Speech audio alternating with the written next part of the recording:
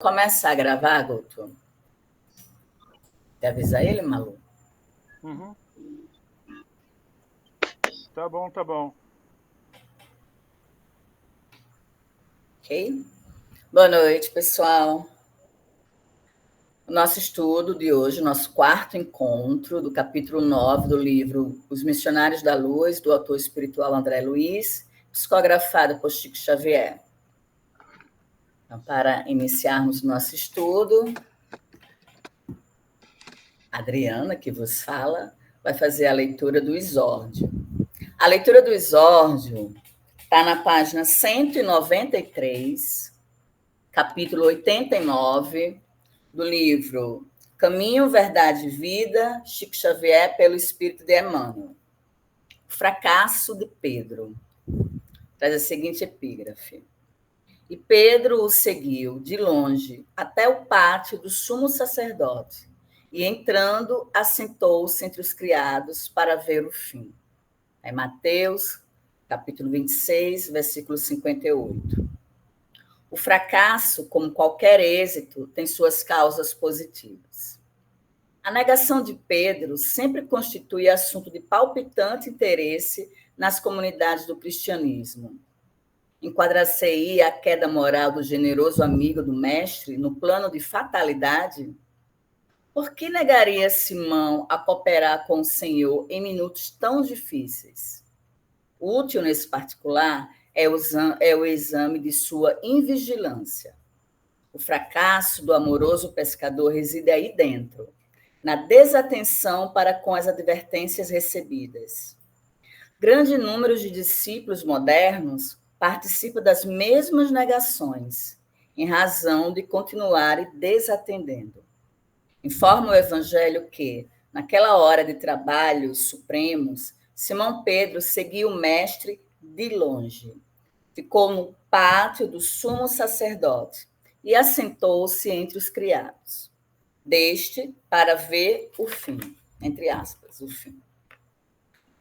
Leitura cuidadosa do texto esclarece-nos o entendimento e reconhecemos que, ainda hoje, muitos amigos do Evangelho prosseguem caindo em suas aspirações e esperanças, por acompanhar o Cristo à distância, receosos de perderem gratificações imediatistas.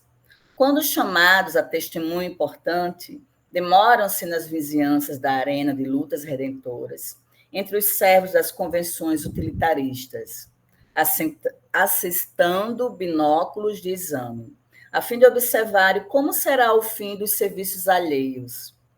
Todos os aprendizes, nessas condições, naturalmente fracassarão e chorarão amargamente. Que assim seja. Passo agora a palavra para a Liana, para fazer a prece inicial.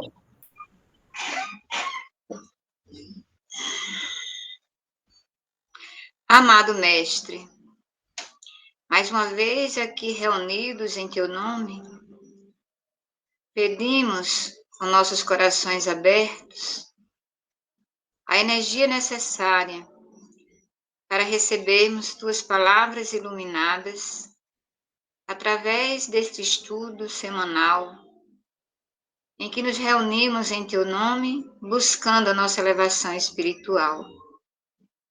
Que sejamos, cada um de nós, instrumentos de Tua verdade, instrumentos de Teus ensinamentos, para que possamos, neste momento, buscarmos a nossa reforma íntima, à medida que vamos nos aproximando das verdades de Tuas palavras.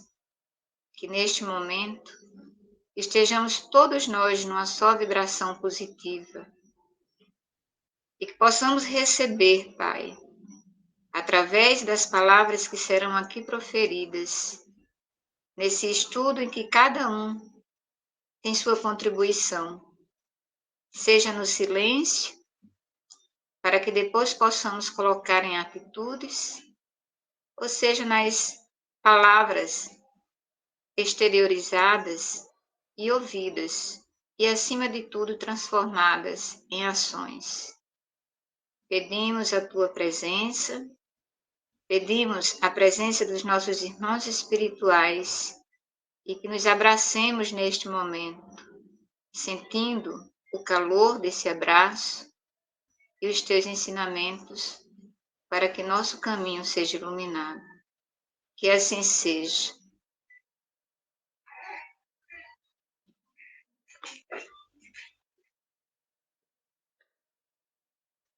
Passo a palavra agora para a Adriana, para começar os nossos estudos.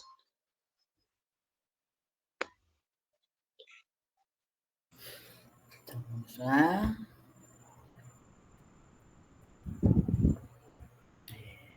A gente parou no ponto 9.5, né? Eu só gostaria de retomar o finalzinho da página 102, naquela parte que fala o corpo físico, parágrafo, as 3 últimas linhas da página 102. O corpo físico representa apenas o vaso em uso durante algum tempo, e o vaso quebrado não significa redenção ou elevação do seu temporário possuidor. Só para retomar aqui essa parte que eu acho muito importante, pelo menos foi a orientação que nós recebemos, para tratarmos nessa noite também a questão que o corpo, como bem Marco falou, o corpo é o nosso presente divino, né? O corpo é o nosso presente divino. Então, eu trouxe aqui uma explicação que está no Evangelho segundo o Espiritismo, no capítulo 17, que fala: sede perfeitos, instruções dos espíritos e cuidar do corpo e do espírito, né? Então, eu vou trazer para vocês a lição de Jorge, né, um espírito protetor, que em Paris, 1863.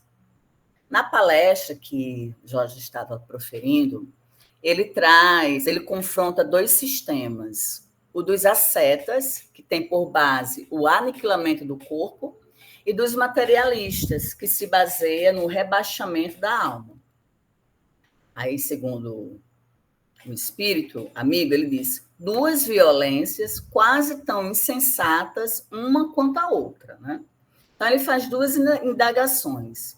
Onde, então, a sabedoria? Né? Onde entra a sabedoria? O espírito protetor pergunta. Onde, então, a ciência de viver? Onde é que entra a ciência de viver? Aí ele responde: em parte alguma, né? Parte alguma. E o grande problema ficaria sem solução se o espiritismo não viesse em auxílio dos pesquisadores, demonstrando-lhes as relações que existem entre o corpo e a alma, e dizendo-lhes que, por se acharem em dependência mútua, importa cuidar de ambos, cuidar dos 2. Amai, pois, a vossa alma, porém, cuidai igualmente do vosso corpo, instrumento da alma.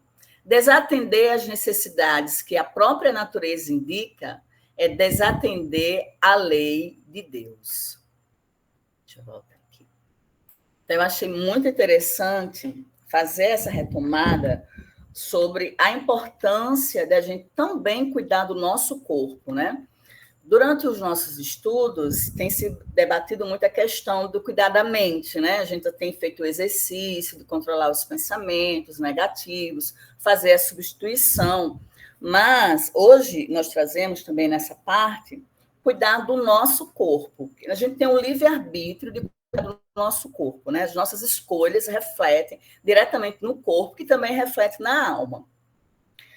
Mas a gente precisa cuidar do nosso corpo para que amanhã a gente não venha sofrer com o nosso livre-arbítrio, né? Por exemplo, um colesterol alto é provocado em função de quê? Daquilo que nós colocamos no nosso corpo, nós colocamos na nossa boca, né? A gente tem um livre-arbítrio, às vezes a gente está ali comendo exageradamente, digo por conta própria, comendo muito açúcar, comendo muita pizza, muita gordura, tem a consciência que aquela alimentação não é saudável, mas a gente continua fazendo. até que chega a conta. Então, nós não estamos cuidando devidamente do nosso corpo, né? E na hora que o corpo fica em desequilíbrio, automaticamente também isso será refletido na nossa alma, no nosso espírito. Então, esse espírito amigo, ele diz que a gente tem que cuidar dos dois, igualmente, do corpo e da alma. Ok? Alguém tem alguma pergunta, algum comentário? Deixa eu fazer um comentário. Complete. O homem que eu falo é o ser, né? Pode ser homem ou mulher. O homem, ele não deixa de ser o que ele é por causa do corpo dele. Ele está nos dois mundos. Na Terra, ele precisa do corpo. E lá em cima, ele não precisa do corpo. Nós temos um exemplo do André Luiz, que cuidou muito mal do seu corpo, as mazelas, e sofreu com isso. Ele foi até dito que ele estava se suicidando. Ele falou, não, eu não estou me suicidando. Não, está assim. Quando você deixa de dar atenção ao seu corpo, você está praticando um suicídio. E isso acontece com todos nós. Tá? Não é porque a alma sobrevive depois sem o corpo que nós vamos cuidar mal do corpo. Porque isso vai refletir, tá, nós depois que nos desencarnarmos. Não é? Então, isso que a Adriana falou está muito correto. A gente tem que sempre observar esses aspectos, tá? Não é que o espírito vai precisar do corpo lá em cima, mas ele tem que cuidar de si para que ele não cometa nenhuma infração com ele mesmo, né? Era isso que eu queria comentar. Ok. Então, vamos continuar. Na página 103, tópico 9.5. Recorremos a semelhante imagem para dizer-vos que os habitantes da esfera, atualmente visível aos vossos olhos, é um irmão nem sempre superior a vós outros nos círculos evolutivos. Desencarnação não expressa santificação, que nós já conversamos, né, no ponto passado sobre isso, né? A desencarnação não expressa santificação. Os companheiros que vos atendem no plano espiritual não permanecem reunidos em aprendizagem muito diferentes. Os elétrons e os fótons que vos constituem a vestimenta física integram igualmente os vossos veículos de manifestação, em outras características vibratórias. Isso aqui Marco falou que, na aula no estudo passado, ele fez um comentário rapidamente sobre essa questão, é uma questão só de padrão vibracional, que quando a gente está na erraticidade, nós não temos a vestimenta corporal, né? o invólucro corporal, nós não temos, então a gente não tem tanta densidade, né? Então a diferença é só na característica vibratória, né? A espiritualidade amiga pede para a gente ler a questão do Livro dos Espíritos 237. Então, vamos ver aqui. Deixa eu abrir aqui, 237. Quem tiver aí também pode abrir. 237. Pergunta. Uma vez de volta ao mundo dos espíritos, conserva a alma as percepções que tinha quando na Terra? Sim. Além de outras de que aí não dispunha, porque o corpo, qual véu sobre elas lançado, as obscurecia. A inteligência é um atributo que tanto mais livremente se manifesta no espírito, quanto menos entraves tenha que vencer. Então, quando a gente está lá na erraticidade, né, no plano espiritual, na nossa casa, realmente, lá, no nosso lar. Então, a gente não tem o corpo, não tem a gente não tem necessidade, não precisa, né? O corpo deixa de existir. Então, a gente não está preso, né? Porque o corpo, eu já ouvi em alguma literatura, que o corpo é como se fosse um passarinho engaiolado, né? A nossa alma, fazendo uma comparação, é como se fosse um passarinho engaiolado. A gente necessita do corpo para estar aqui na Terra, a gente necessita desse corpo material denso, né? A gente necessita dele. Então, quando a gente parte para a espiritualidade, se a gente tiver num bom entendimento, né, num bom nível vibracional de conhecimento, nós vamos estar mais livres, né? Então, a inteligência, os sentidos, eles ficam muito mais aflorados. É isso. Então, é necessário, portanto, atentardes para as vossas possibilidades interiores, para as maravilhas de vossa divindade potencial. Então, aqui, a espiritualidade está soprando no meu ouvido para falar, porque possibilidades interiores? Porque todos nós temos a nossa centelha divina, né? Nós temos o Deus dentro de nós. Né? Nós temos a crença de um Deus, de algo que é maior do que os homens, maior do que as coisas aqui da Terra, por causa dessa centelha divina que nós temos dentro de cada um. Então, é necessário que cada um veja suas possibilidades interior, possibilidades de você, a cada dia que passa, procurar ser uma pessoa melhor em suas atitudes, né? Isso aí deve ser um exercício diário, né? Não é uma coisa fácil, mas a gente precisa fazer esse exercício diário, né? Então, primeiro parágrafo. Em vossos desejos insoptáveis, quer dizer, incontroláveis, de intercâmbio com o invisível, naturalmente anelais, naturalmente desejais a aproximação da sociedade celeste. Esperais a revelação da verdade divina a par de elementos insofismáveis, de certeza tranquila.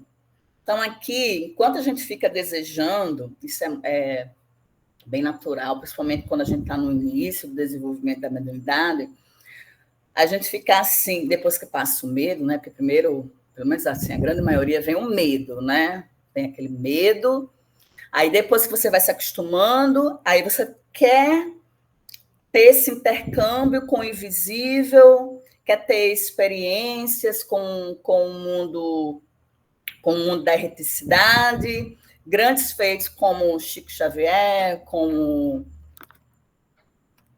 Meu nome dele? Do outro, eu esqueci. Chico e... É esse que você falou, Leandro. Divaldo? Divaldo, como Divaldo Franco, né?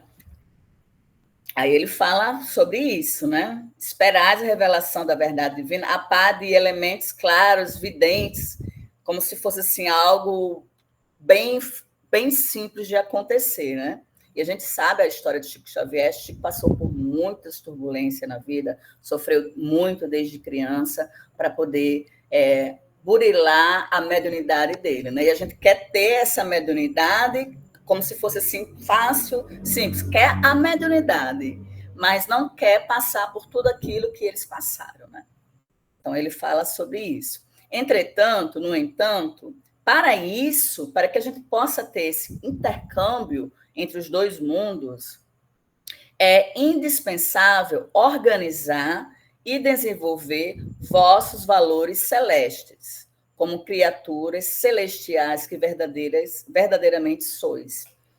Então, é necessário a gente organizar e desenvolver nossos valores celestes. Valores celestes são os valores que vêm do céu. Então, aqui nós trazemos um tópico da Revista Espírita, Jornal de Estudos Psicológicos, de 1866, de outubro. Instruções dos Espíritos sobre a regeneração da humanidade. Também em Paris. O médium senhor MT. Aí começa assim, os acontecimentos se precipitam com rapidez. Isso é verdade, né? O mundo agora gira de uma forma impressionante. Até parece que o dia não tem mais 24 horas. Por isto, não vos dizeis mais, como outrora, como antes. Os tempos estão próximos. Agora nós dizemos, os tempos estão chegados. Por estas palavras, não entendais um novo dilúvio, nem um cataclismo, nem um desabamento geral. Convulsões parciais do globo ocorreram em todas as épocas e ainda se produzem, pois se devem à sua constituição, mas não são sinais de fim dos tempos. Entretanto, tudo quanto está predito no Evangelho deve realizar-se, e se realiza neste momento, como reconhecereis mais tarde. Já estamos vendo, né? Mas não tomeis os sinais anunciados, senão como figuras, cujo espírito, e não a letra, deve ser apreendido. Todas as criaturas encerram grandes verdades sob o véu da alegoria. E é porque os comentadores se apegaram à letra, que se confundiram. Faltou-lhes a chave para que compreendesse o verdadeiro sentido. Essa chave desse entendimento está nas descobertas da ciência e nas leis do mundo invisível que o Espiritismo vem revelar-vos. De agora em diante, com o auxílio desses novos conhecimentos, com o auxílio do Espiritismo, da ciência, né? O que era obscuro torna-se claro e inteligível. Tudo segue a ordem natural das coisas, e as leis imutáveis de Deus não serão perturbadas. Assim, não vereis milagres, nem prodígios, nem nada de sobrenatural no sentido vulgar ligado a esta palavra. Não olheis para o céu, a fim de aí buscar sinais precursores, pois não os vereis. E aqueles que vos anunciam vos enganarão. Mas olhai em torno de vós, entre os homens, e aí os encontrareis.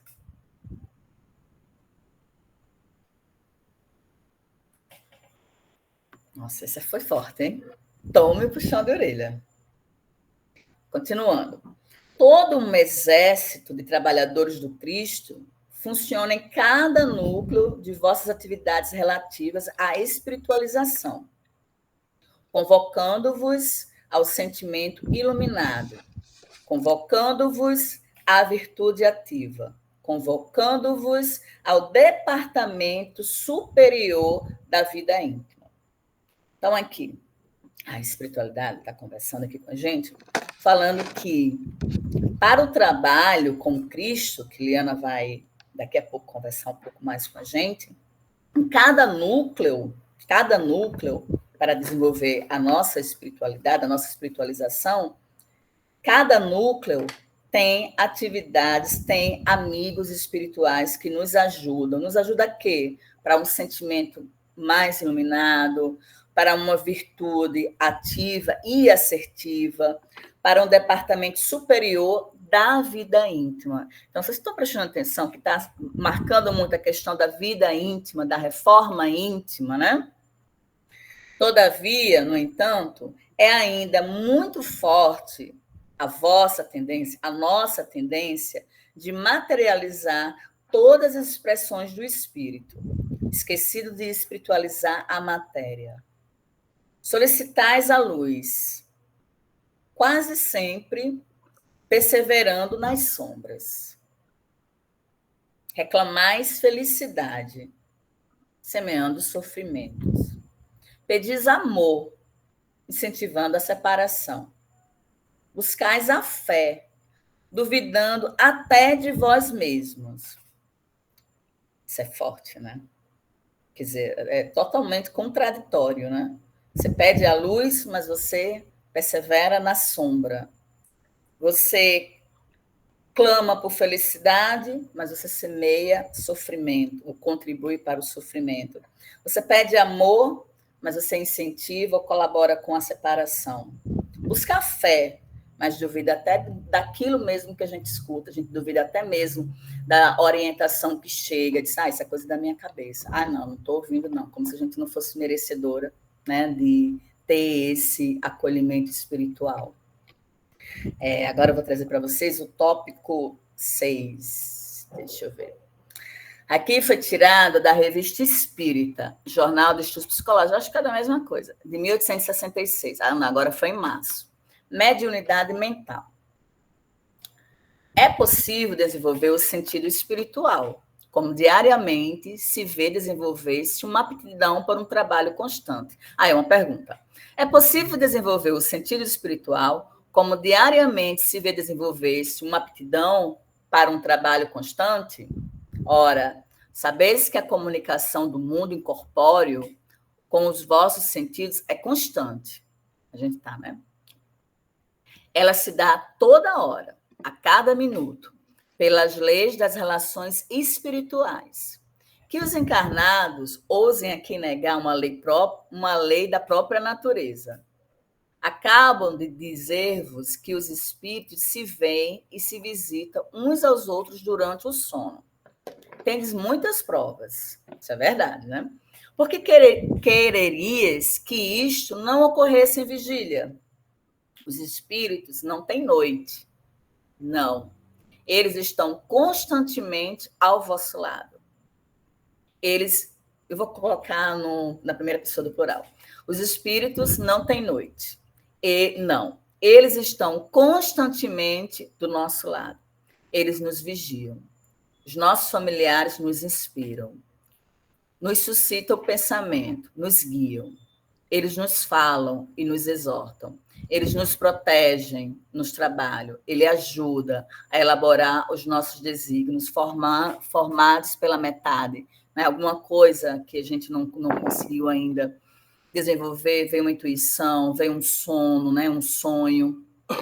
E os nossos sonhos ainda vacilantes. Anotam nossas boas resoluções. Lutam quando lutamos. Eles estão aí, esses bons amigos, no fim da nossa encarnação. Ele nos ri no berço, nos esclarece nos estudos. Depois se envolve em todos os atos de nossa passagem aqui na Terra. Oram quando nos veem, preparando-os para ir desencontrá-los. Não jamais negueis nossa assistência diária. Jamais negueis nossa mediunidade espiritual, porque seria uma blasfêmia contra Deus. E seríamos taxados de ingratidão pelos espíritos que vos amam. É a médium, o senhor Delane, ou senhor, a senhora Delane. Então, ela traz esse amigo espiritual que a gente nunca está sozinho. Primeiro que nós temos o nosso anjo da guarda, né? Todo mundo, o anjo da guarda, o anjo protetor, todo mundo tem. Cada um tem o seu anjo da guarda. Além do anjo da guarda, nós temos também os amigos, os entes queridos que já partiram, e nós temos os amigos familiares também. Então, são muitos amigos. Além disso, nós ainda temos os amigos, os anjos da terra. Então, dizer que está sozinho, que Deus desamparou, segundo esse espírito amigo, chega a ser uma blasfêmia, né? Porque a gente não está nunca desamparado, né? Alguém quer fazer algum comentário? Não? Pode falar. Diana. Só para, a título assim, de enfatizar que realmente tudo isso a gente tem a certeza que acontece, né? Nós não estamos sozinhos, sempre estamos cercados de amigos espirituais, alguns com um padrão vibratório superior, outros inferiores, de alguma forma interferindo na nossa vida, nos nossos pensamentos. Mas é colocado aqui que eu acho muito interessante a gente frisar, é que os trabalhadores, todo o exército de trabalhadores do Cristo funciona em cada núcleo de vossas atividades relativas à espiritualização.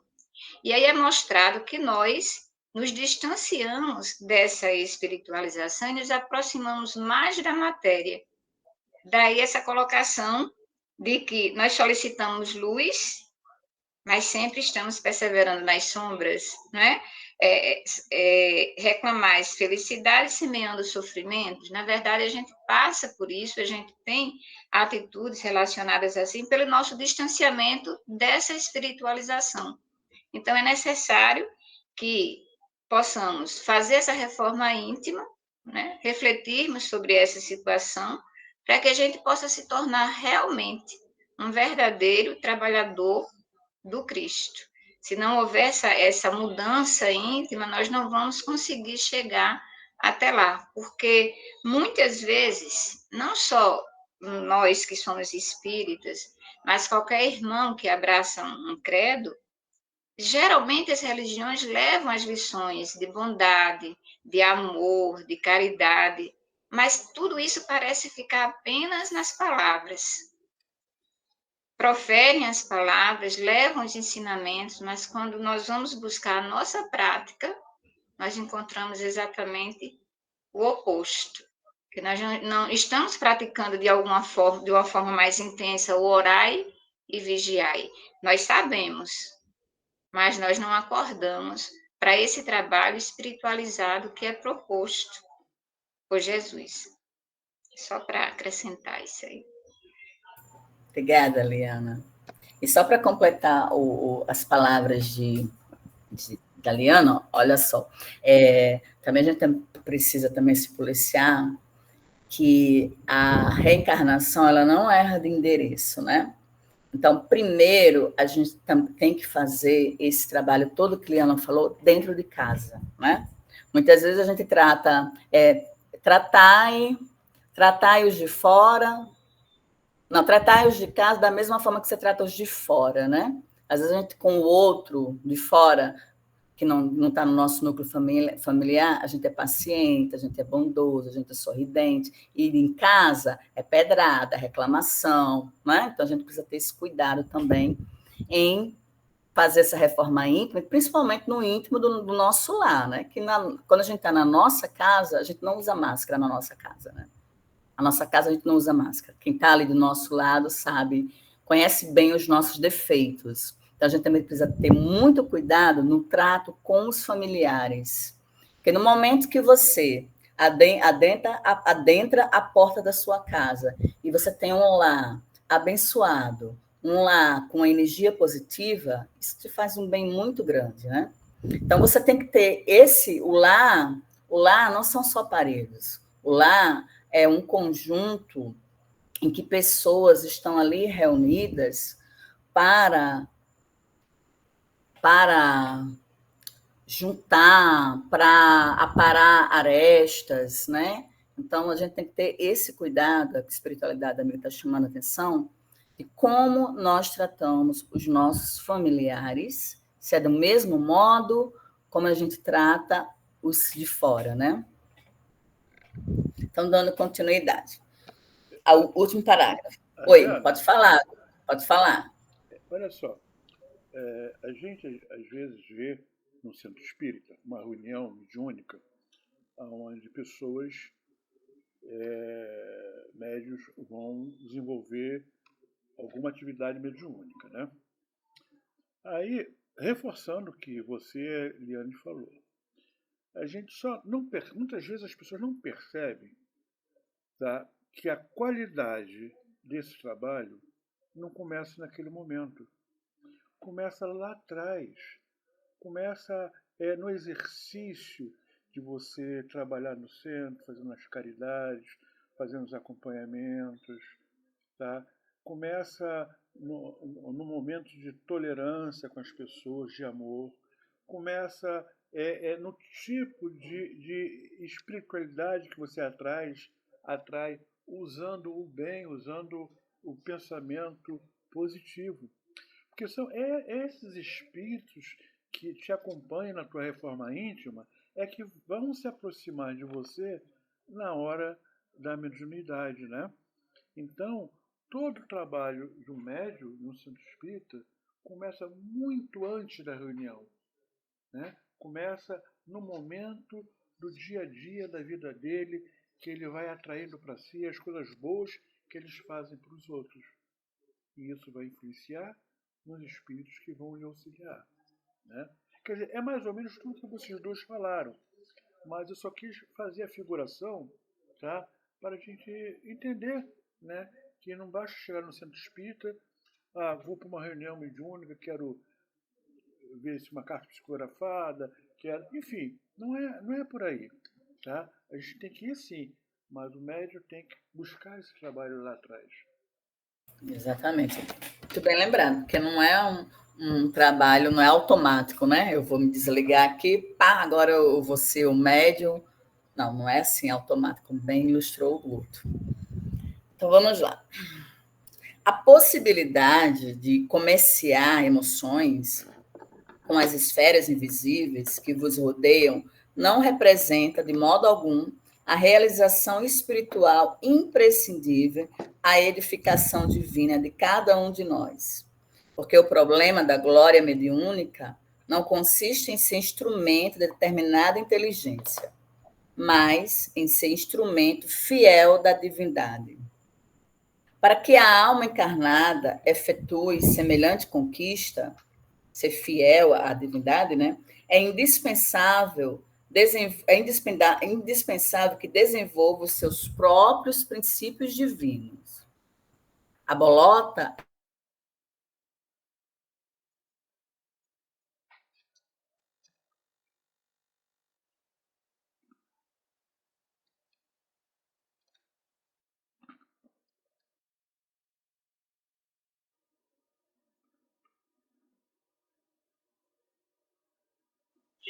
Adriana, o som.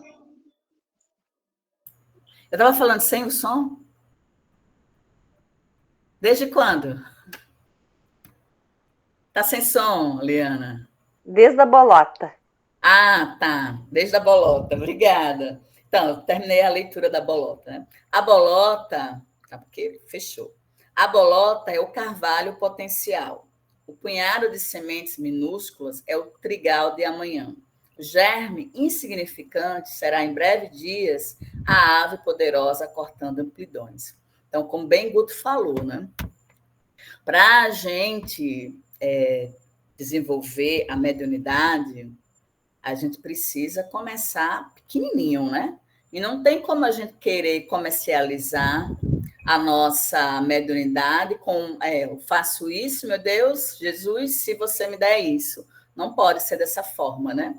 Então, a gente tem que começar pequenininho, aos pouquinhos, para que lá na frente a gente possa ser um médium um pouco melhor. Ou, como bem fala Marco, uma pessoa melhor, né? Eu gosto muito dessa frase de Chico Xavier. Aos outros eu dou, não sei se é capacidade, aos outros eu dou a capacidade, não lembro a minha palavra, de ser como eles são, né? E a mim eu me dou o dever de ser melhor do que ontem, né? Então eu trago muito isso para mim, que eu aprendi inclusive com Liana, né, sobre isso. A outro eu dou o direito, ao outro eu dou o direito dele ser como ele é, mas a mim eu me dou o dever de eu ser melhor do que eu fui ontem, né? Daqui a pouco vai cair. Quer mais tempo? Ok, plano prêmio. Ok. Agora eu passo a palavra para a Liana. Se alguém tem alguma coisa algum comentário para fazer em relação à página 103, algum comentário a mais? Não? Então, acho que a Liana pode começar? Ou a gente para e já vai para outra chamada? Não, vamos. Temos 15 minutos ainda, né? Tá. Uhum. Então, essa última colocação feita aí nesse último parágrafo que a Adriana apresentou, algo de grande importância, né? Quer dizer, sobre a realização espiritual.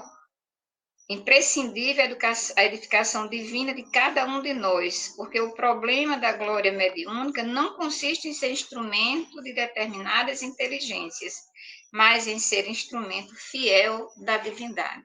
Daí a nossa concentração sempre na palavra de Jesus, nos ensinamentos de Jesus, nas leis divinas, para que a gente possa realmente conseguir edificar dentro de nós, conseguir dar consistência a essa centelha divina que nos foi que foi dado para nós como um presente, né, do nosso Pai. Continuemos então na página 104, a seguinte leitura. Alexandre estava cada vez mais empolgante e belo. Do alto, jorravam-lhe sobre a fronte fios irisados de brilhante luz. É muito interessante a gente perceber quando você tem um ser, né, encarnado ou desencarnado, que se prontifica a levar a palavra de Deus, mas levar de uma forma verdadeira, com suas atitudes, com os conhecimentos adquiridos, colocados em prática, seguindo as leis divinas, essa luz que sempre vai acompanhar esses seres, né? Que atuam dessa forma. E desde o princípio, quando ele falou, ele pediu, inclusive, no início da reunião, ao Pai, que ele pudesse compreender o público e que o público pudesse também compreendê-lo. Um momento de grande importância de reflexão em qualquer situação, não apenas no caso descrito aqui no livro, mas um recado para nós, em qualquer circunstância em que estejamos atuando como instrumentos de Deus, levando as pessoas ao nosso redor, os nossos irmãos, a palavra e aprendendo junto, fazendo essa troca, geralmente essa troca, que isso vai nos trazer essa iluminação tão perfeita, irisada, como está sendo colocada aqui. Né? Mediunidade, prosseguiu Alexandre, né?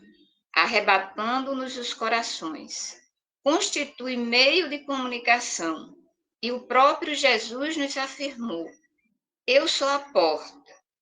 Se alguém entrar por mim, será salvo e entrará, sairá e achará pastagens. Por que audácia incompreensível imaginais a realização sublime, sem vos afeiçoardes ao Espírito de verdade, que é o próprio Senhor? E aí eu gostaria de chamar a atenção para essa colocação, Espírito de verdade, tão falado no Espiritismo, né? E aqui é afirmado que é o próprio Senhor. Essa visão em que o Espírito de verdade é o próprio Jesus Cristo, nós já encontramos no Evangelho segundo o Espiritismo, que eu acredito que vale a pena a gente fazer uma pequena leitura, porque aqui é colocado que Jesus é a porta. Se não for a mediunidade com Jesus, nós não vamos conseguir atingir o nosso objetivo como cristãos que somos e que temos uma missão aqui na Terra. Então, se Jesus é a porta, nós devemos seguir tudo aquilo que ele diz para que a gente tenha acesso a essa porta que ele abre para todos nós. Então, no Evangelho segundo o Espiritismo, no capítulo 6, que traz como título O Cristo Consolador, a partir do item 5, nas instruções dos Espíritos, nós vamos encontrar o advento do Espírito de verdade. E se foi colocado aqui, no nosso estudo, que Cristo é a porta, que é através dessa porta que nós vamos encontrar o verdadeiro caminho, nós podemos perguntar, mas o Espírito de verdade nos ensina o quê? Quais são as lições que são trazidas pelo Espírito de verdade, que nós acreditamos ser Jesus, para que a gente possa realmente aprender e colocar em prática. Nesse advento do Espírito de verdade do Evangelho segundo o Espiritismo, já começa com a primeira pessoa. Então, em nenhum momento a palavra Jesus é colocada como assumindo esse Espírito que nos traz as mensagens. Né? Nós temos aqui 3 mensagens maravilhosas, que são os ensinamentos que nós temos que seguir para que a gente possa realmente aprender a lição do Cristo e podermos adentrarmos nessa porta. Ele começa assim: venho, como outrora, dentre os filhos desgarrados de Israel, trazer a verdade e dissipar as trevas. Escutai-me. O Espiritismo, como outrora minha palavra, deve relembrar aos incrédulos que acima deles reina a imutável verdade. O Deus bom, o Deus grande, que faz germinar a planta e eleva as ondas. Revelei a doutrina divina, e como um ceifeiro atei em feixes o bem disperso pela humanidade e disse: vinde a mim, todos vós que sofreis. Mas os homens ingratos desviaram-se do caminho reto e largo que conduz ao reino de meu Pai. Então, veja que essa primeira pessoa, sempre colocada, nos leva realmente a compreender que esse Espírito de verdade é realmente Jesus, que é o Consolador prometido, né? Desde que ele esteve aqui, e que o Pai mandaria esse Consolador para nos mostrar esse caminho, para que ele pudesse abrir essa porta. Continuando a leitura, ele diz o seguinte: conduz ao reino de meu Pai e desgarraram-se pelos ásperos atalhos da impiedade. Meu Pai não quer aniquilar a raça humana, quer que, ajudando-vos uns aos outros, mortos e vivos, isto é, mortos pela carne, pois a morte não existe, socorrei-vos. E que não mais a voz dos profetas e dos apóstolos, mas a voz dos que não estão mais aqui se faça ouvir, para clamarmos. Orai e acreditai. A morte é a ressurreição, e a vida é a prova escolhida, durante a qual vossas virtudes cultivadas devem crescer e desenvolver-se como o cedro. Então, a nova lição trazida pelo Espiritismo, né, de que Deus não vai aniquilar a humanidade, mas dá todas as oportunidades para que possamos nos transformar e ter a certeza que um dia estaremos todos diante do Pai. No outro momento aqui na leitura, ele nos diz: venho ensinar, no item 6, venho ensinar e consolar os pobres deserdados. Venho dizer-lhes que elevem sua resignação ao nível de suas provas, que chorem, pois a dor foi consagrada ao jardim das oliveiras, mas que esperem, pois os anjos consoladores virão secar suas lágrimas. Sempre o Pai misericordioso, né, nos trazendo sempre a certeza de que nunca estaremos sozinhos, que seremos ajudados, que seremos acompanhados de alguma forma. Quando a hora do descanso tiver soado, quando o arado escorregar de vossas mãos e vossos olhos se fecharem à luz, sentireis brotar e germinar em vós minha preciosa semente. Nada é perdido no reino do nosso Pai. Vossos suores e vossas misérias formam um tesouro que deve tornar-vos ricos nas esferas superiores, onde a luz substitui as trevas e onde o mais desprovido de todos vós será, talvez, o mais resplandecente. Em verdade vos digo, os que carregam seus fardos e assistem seus irmãos são meus bem-amados. Instruí-vos na preciosa doutrina que dissipa o erro das revoltas e que vos ensina o objetivo sublime da prova humana. Como o vento varre a poeira, que o sopro dos espíritos dissipe vossas invejas contra os ricos do mundo, que por vezes são bastante miseráveis, porque suas provas são mais perigosas que as vossas. Eu estou convosco, e meu apóstolo vos ensina. Bebei na fonte viva de amor e preparai-vos cativos da vida para um dia lançar-vos livres e alegres no seio daquele que vos criou fracos para vos tornar perfeitos e que quer que modeleis vossa maleável argila a fim de vós mesmos serdes os artesãos de vossa imortalidade. Então, aqui a gente mais uma vez vê a responsabilidade que Deus coloca em nossas mãos, no momento em que Ele nos cria, né, através do livre-arbítrio, dando todas as oportunidades de voltarmos e tentarmos melhorar. A mediunidade, nesse caso, será um instrumento, né, em toda essa necessidade de praticarmos o amor, praticarmos a caridade, acreditarmos num Pai misericordioso que não nos abandona, por mais que façamos coisas erradas, mas que a oportunidade de repararmos esses erros sempre será dada. E a mediunidade vai surgir nesse contexto, porque é um presente maravilhoso de Deus para todos nós, né? Todos nós, segundo Kardec, trazemos um certo grau de mediunidade, e vai caber a cada um de nós usarmos esse instrumento da forma correta, porque nós poderemos também usar a mediunidade por um lado negativo. Então, voltando aqui ao nosso estudo, é interessante que no início do parágrafo nós temos uma definição, né? Uma definição do que é mediunidade. E essa definição nos diz o seguinte: mediunidade constitui meio de comunicação. E o próprio Jesus nos afirma: eu sou a porta. E aí continuou. Eu trago aqui para a gente uma definição de mediunidade que seria um pouco mais abrangente, né? Do livro O Consolador. Nós temos no capítulo, aliás, na pergunta 382 de O Consolador, que foi escrito por Chico Xavier pelo espírito de Emmanuel, né? E a pergunta 382 é a seguinte: qual é a verdadeira definição da mediunidade?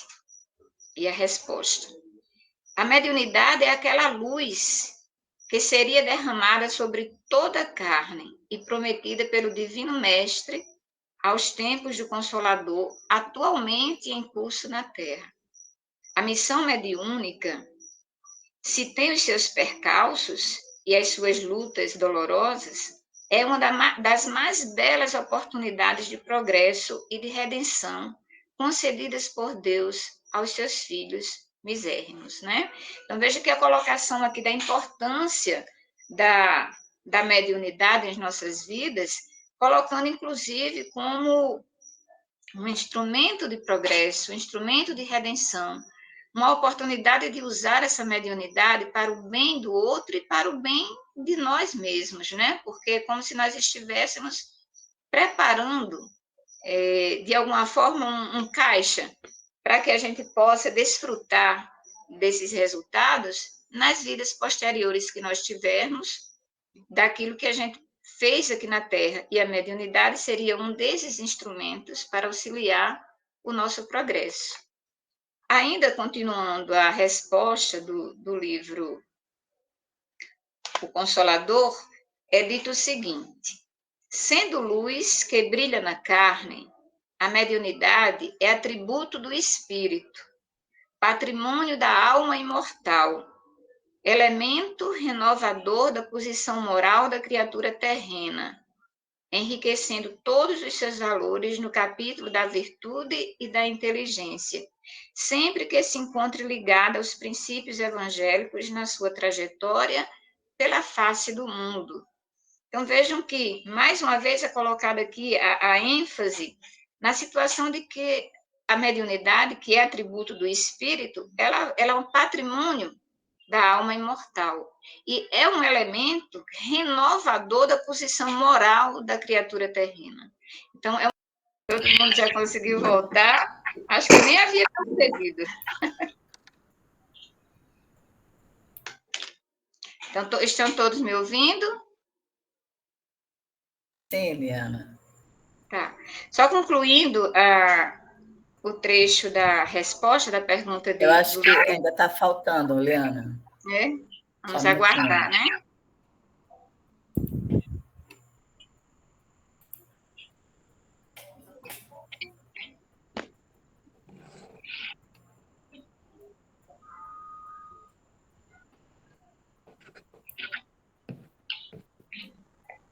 Acho que não tem mais ninguém pedindo. Posso começar, então? Retomar?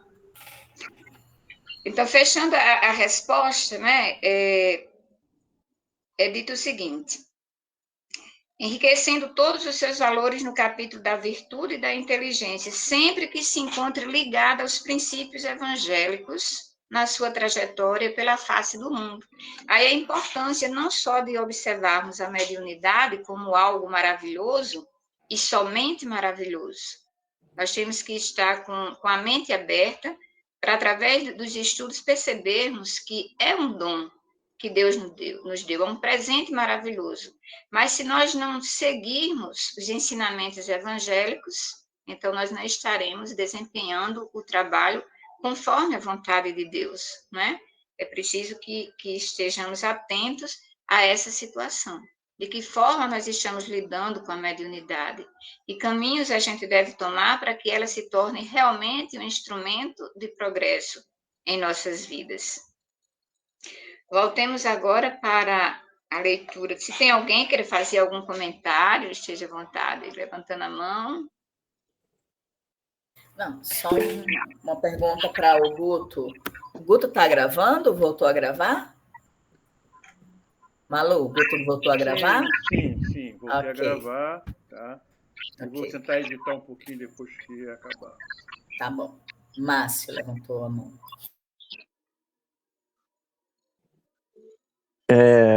Liana, né, e o grupo, para acabar a dúvida sobre quem é o Espírito da verdade, de verdade, na Revista Espírita de outubro de 1861, o Espírito Erasto, numa carta aos espíritas leonenses, afirma que Jesus é o Espírito de verdade. Só isso. Maravilha, Márcio, que bom. Também no livro dos médios, em algumas situações, Kardec, ele volta, né? Aliás, o Evangelho segundo o Espiritismo, ele veio depois do livro dos médios, né? Então, ele ali também traz os mesmos textos, os mesmos, não, mas bem semelhantes ao do Evangelho, e que mostra para a gente, através de exemplos, o fato, por exemplo, da primeira pessoa e de outras situações que fazem a gente realmente crer que o Espírito de verdade se trata do nosso Mestre Jesus. Obrigada aí pelo acréscimo, Márcio. Então, voltando aqui ao nosso livro Missionário da Luz, a continuação da leitura. Ouvi-me, irmãos meus, se vos dispondes ao serviço divino, não há outro caminho senão ele. Então, vejam que faz parte do discurso, né, do nosso amigo Alexandre para a plateia. E esse ele aí é Jesus, é a porta, é o caminho, são os ensinamentos que nós vamos seguir, são as leis divinas que nos foram trazidas pelo Espiritismo. Então, não há outro caminho senão ele, que detém a infinita luz da verdade e a fonte inesgotável da vida. Não existe outra porta para a mediunidade celeste, para o acesso ao equilíbrio divino que anelais no recôndito santuário do coração.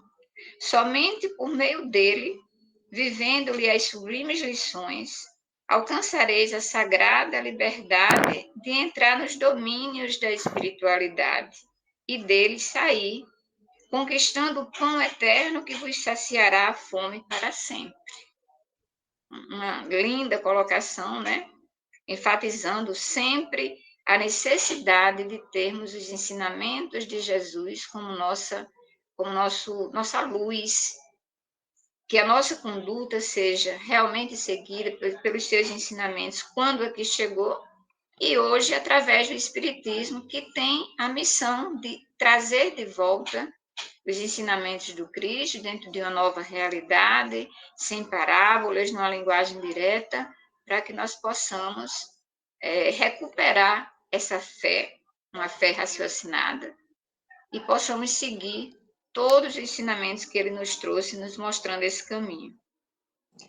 Então, entrar nos domínios da espiritualidade e deles sair conquistando o pão eterno que vos saciará a fome para sempre. Sem o Cristo, a mediunidade é simples meio de comunicação e nada mais.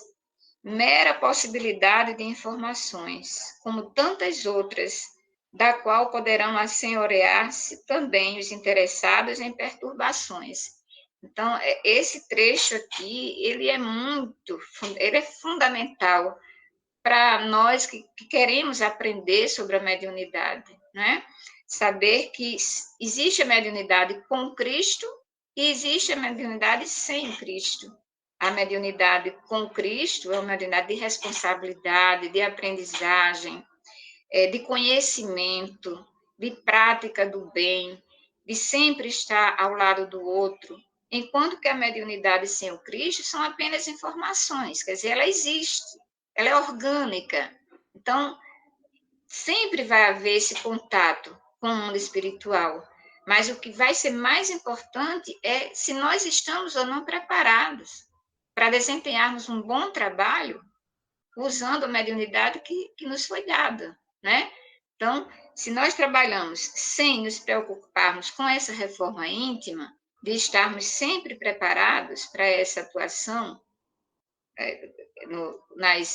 nos momentos em que temos a mediunidade como instrumento de trabalho, então nós vamos apenas, talvez, enfatizar uma curiosidade, alimentar uma curiosidade, buscar o espiritismo, buscar o uso da mediunidade para buscar informações que muitas vezes não têm explicação plausível dentro dos ensinamentos de Jesus.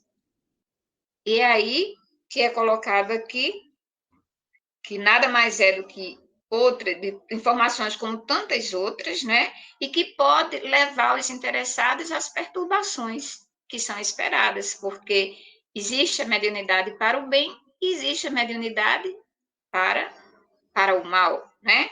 Então, quando não há preparação, o que é que pode acontecer em alguns momentos, né? Então, se nós não estamos preparados para receber essas informações, então nós vamos provavelmente abrir espaço para irmãos espíritos que estão num padrão vibratório inferior e que vai encontrar esse espaço em nós para fazer coisas que não são boas.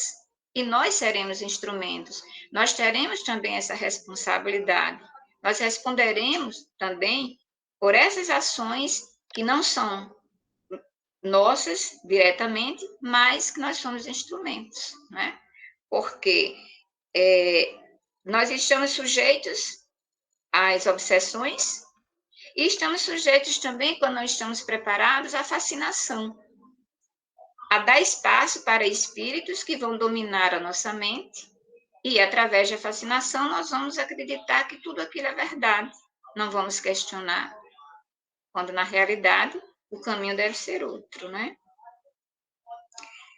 Se alguém quer fazer alguma colocação, antes de continuar a leitura.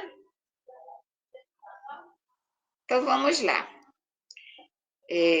Do qual poderão assenhorear-se também os interessados em perturbações, multiplicando presas infelizes. Lembrai-vos, contudo, de que a lei divina jamais endossou o cativeiro e nunca sancionou a escravidão. Esquecestes a palavra divina que pronunciou: vós sois deuses. Vós sois deuses. Então, é a partir daí que a gente vai trazer uma reflexão em relação à centelha divina que nós temos dentro de nós, a consciência de que recebemos a mediunidade como instrumento de evolução, instrumento de progresso, que nós vamos poder ajudar os nossos irmãos e sermos também ajudados, desde que tenhamos um comportamento de acordo com os ensinamentos evangélicos. Ao anunciar esta última frase, o orientador assumira atitude muito diversa. Pareceu-me que em pleno tórax acendera-se-lhe sublime luz, levemente anilada, luz que nos enviava a todos raios de inexprimível alegria. Seus cabelos semelhavam-se agora a fios de sol de safirina expressão. O olhar tornara-se-lhe mais sublime e profundo. E muitos de nós, desencarnados e encarnados, choramos de agradecimento e júbilo, tocados de inexplicável emoção. Acho que não havia condição de não se emocionar com as palavras, né? Tomarmos conhecimento desse maravilhoso dom e como seguir, como compreender que temos a mediunidade, mas precisamos usá-la segundo os ensinamentos evangélicos, para que Jesus nos abra essa porta, porque somente através de Jesus é que nós conseguiremos atingir o nosso objetivo dessa evolução, através da porta que o conhecimento e as nossas práticas, né? Que tenhamos não só as letras, não tenhamos só as lições escritas, mas que, digamos assim, vamos dar uma maior atenção àquilo que nós podemos fazer, às nossas ações que serão derivadas desse conhecimento que nos é trazido pelo Consolador. E aí eu passo agora, se alguém tiver alguma colocação, vamos fazer, e em seguida a Adriana reassume o 9.7 na página 105.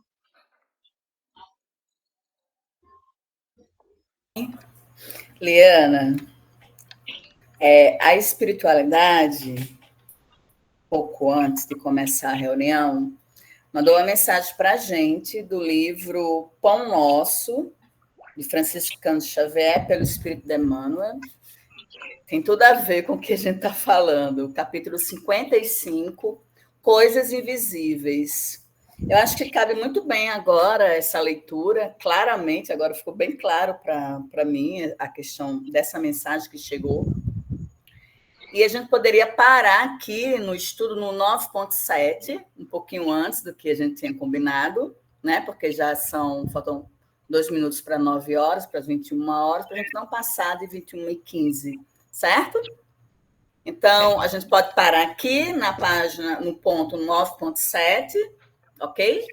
E eu vou trazer a leitura que veio para a gente, a mensagem. Coisas invisíveis, da seguinte epígrafe. Porque as suas coisas invisíveis, desde a criação do mundo, tanto o seu eterno poder como a sua divindade se estende e claramente se veem pelas coisas que estão criadas. Está em Paulo. Helena, você pode só silenciar o seu microfone? Está em Paulo, né? Está em Romanos, capítulo 1, versículo 20. O espetáculo da criação universal é a mais forte de todas as manifestações contra o materialismo negativista, filho da ignorância ou da insensatez. São as coisas criadas que falam mais justamente da natureza invisível. Onde há atividade que se desdobre sem... Onde há atividade que se desdobre sem base? Toda forma inteligente nasceu de uma disposição inteligente. O homem conhece apenas as causas de suas realizações transitórias, ignorando, contudo, os motivos complexos de cada ângulo do caminho.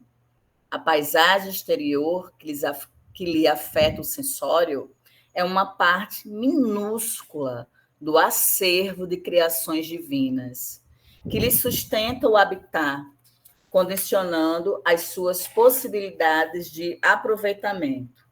O olho humano não verá além do limite da sua capacidade de suportação.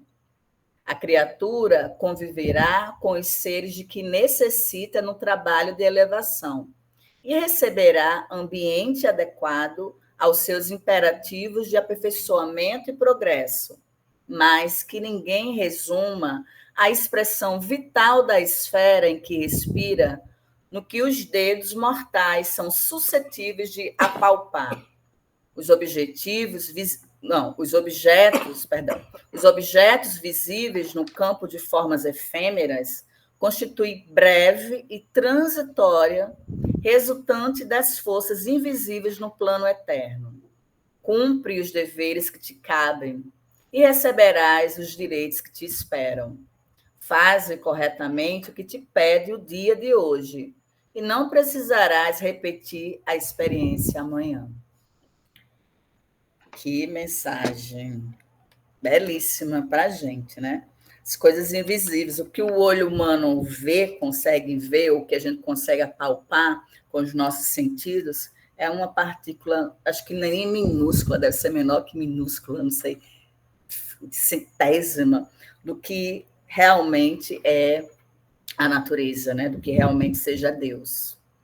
Então, cabe a gente cumprir o nosso dever do dia a dia, né? O que nos é colocado no nosso dia a dia para que a gente possa se melhorar, se burilar.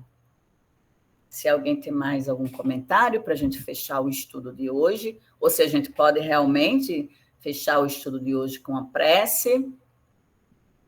Sim ou não? Abra seus microfones, falem um de cada vez, por favor. Podemos passar para a prece? Podemos sim passar para a prece. Podemos? porque já são 9:02, né? Isabel abriu o microfone. Posso fazer. Ai, que bom, Isabel. Deixa eu fechar o meu.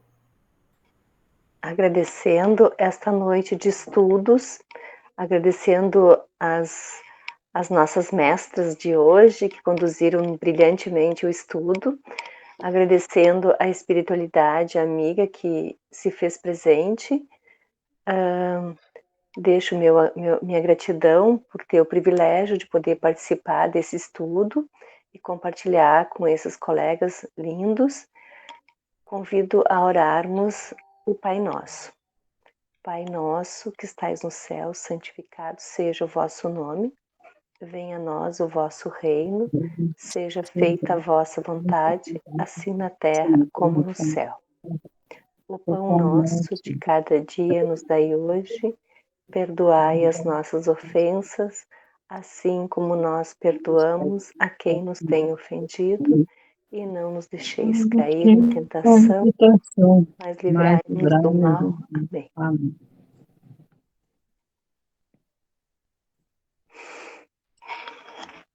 Obrigada a todos, uma boa noite. Até a próxima. Obrigada, Isabel, pela prece. Boa Obrigada, noite. Mariana. Obrigada, Bernadette. Obrigada, Obrigada, Urso. Obrigada pela companhia de todos. É verdade. Foi ótimo. O estudo foi muito bom, com a participação de vários, né? De todos. Acho que todo mundo participou.